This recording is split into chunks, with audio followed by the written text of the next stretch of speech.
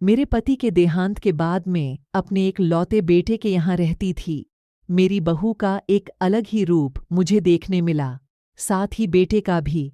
दोनों के मन में क्या है मैं अच्छे से जानती हूँ। वो चाहते हैं कि मैं वृद्धा आश्रम चली जाऊं।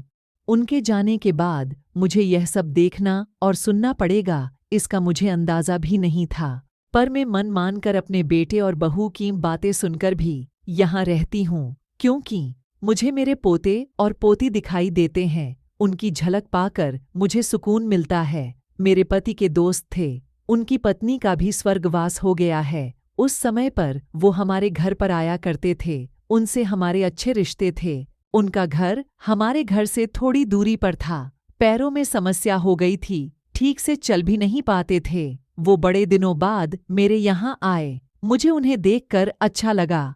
उनका हाल भी मेरी तरह ही था। बच्चे अब उनसे भी परेशान थे, आकर मेरे पास अपना दुखड़ा रोते थे और उन दिनों को याद करते थे। बुढ़ापा हम जैसों को बहुत रुलाता है। उनकी पत्नी का स्वर्गवास हो गया था और उन्हें चलने उठने में समस्या थी, इसलिए वो तो अपना खाना भी नहीं पाते थे। मेरे पास आए तो मैं समझ गई कि यह इतनी मुसीबत में चलकर पुराने दोस्तों के यहाँ चाय और खाने की चाह में ही जाते होंगे।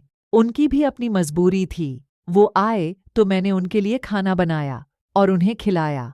मना कर रहे थे नहीं खाना, लेकिन मुझे पता था कि उनको भूख लगी है। मेरी बहू ने मुझे और उन्हें खाना खाते देख लिया।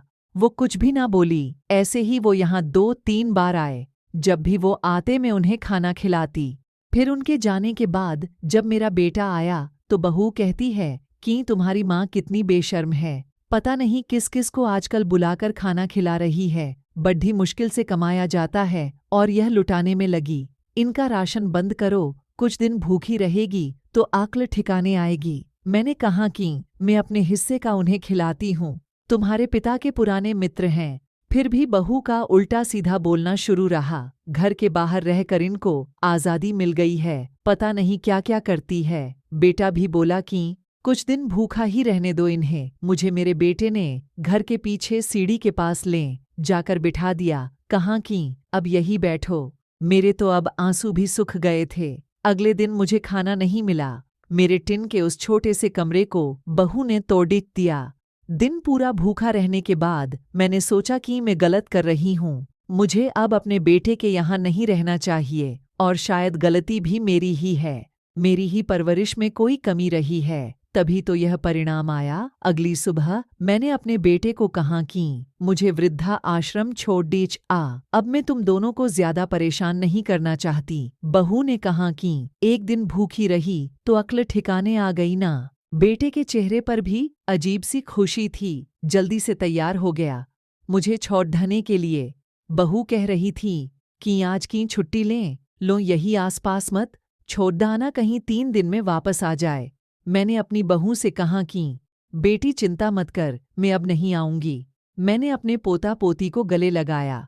मुझे पता था कि अब मिलना नहीं हो पाएगा। बेटे को भी चाहती थी कि एक बार जी भर के गले लगा लूं, लेकिन वो बोला चलो जल्दी करो। मैंने बहू को कहा कि बेटी अपना ध्यान रखना। मेरा बेटा मुझे छोड़ आया। वहां आकर मैंने देखा कि मेरी तरह कई हैं।